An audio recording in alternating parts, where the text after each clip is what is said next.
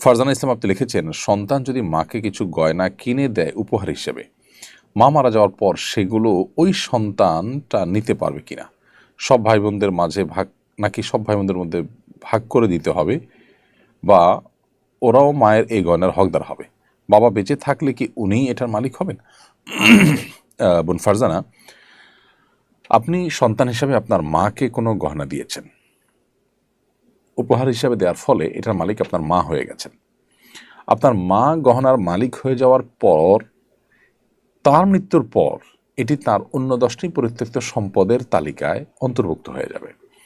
So তার মৃত্যুর পর আপনার বাবার একটা অংশ সেখানে থাকবে, আপনি অ্যাজ এ সন্তান আপনার একটা অংশ থাকবে, আপনার অন্যান্য ভাই বোন থাকলে তাদেরও অংশ থাকবে।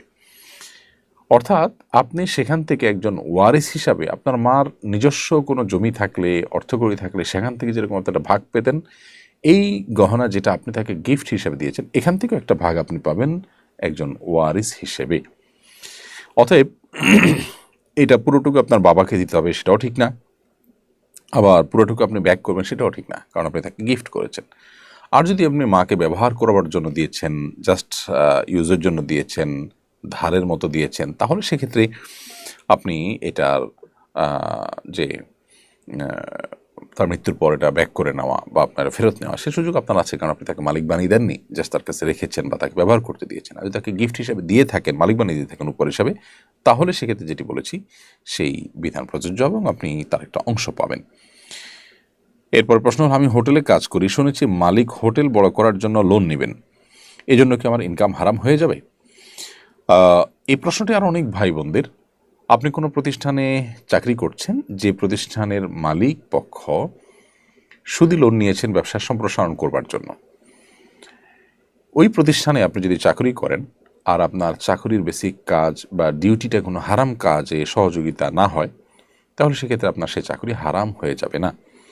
কোম্পানি সুদি লোন নিয়েছে, এর কারণে আপনার উপার্জন বা উপার্জিত অর্থ, আপনার বেতন, সেটি হারাম হয়ে যাবে না। কারণ আপনি যে টাকাটা বৈধ কোনো কাজ করে পরিশ্রম করে পারিশ্রমিক হিসাবে গ্রহণ করেছেন, সেই টাকাটাই যে সুদি যে লোন নিয়েছেন হুবহু ওই সুদি লোনের টাকা বা সুদের টাকা, এটা আপনি নিশ্চিত নন। কারণ কোম্পানির আরও টাকা আছে, বিষয়টা হয়ে গেছে মিশ্রিত টাকার মতো। আপনি এরকম কোম্পানি যারা সুদ নির্ভর কাজ করে থাকেন বা সুদি লোন নিয়ে বৈধ বা সাধারণ ব্যবসা পরিচালনা করে থাকেন, এরকম কোম্পানিকে অ্যাভয়েড করে অন্য কোনো কোম্পানি যেতে পারলে ভালো হয় সন্দেহাতীতভাবে, কিন্তু আপনার এই উপার্জন হারাম হয়ে যাবে না।